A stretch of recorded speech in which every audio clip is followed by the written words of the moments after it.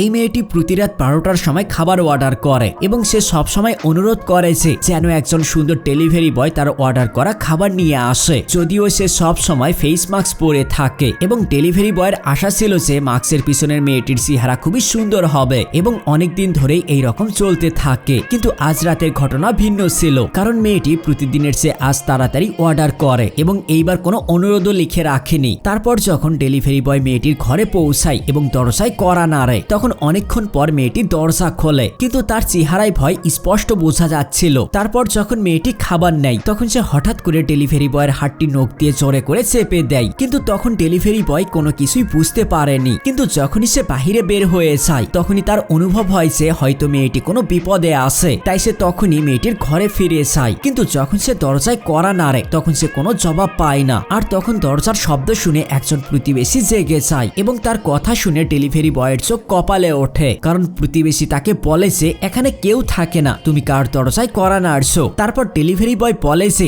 এই ঘরে একটি মেয়ে থাকে যাকে আমি কিছুক্ষণ আগে খাবার ডেলিভারি করেছি। কিন্তু প্রতিবেশীর তা বিশ্বাস হয় না, তাই এই ডেলিভারি বয় পুলিশকে কল করে এবং যখন পুলিশ অ্যাপার্টমেন্টে তল্লাশি করে, তখন তারা কাউকে খুঁজে পায় না এবং জায়গাটি দেখতে এমন মনে হচ্ছিল যেন অনেকদিন যাবত এখানে কেউ থাকে না। তারপর তল্লাশি করার পর জানা যায় যে এই অ্যাপার্টমেন্টে অ্যানি নামের একজন মেয়ে ছিল, যে কিনা 6 মাস আগে কার অ্যাক্সিডেন্টে মারা গিয়েছে। বন্ধুরা, ভিডিওতে একটি লাইক করলে পার্ট 2 খুব দ্রুত চলে আসবে।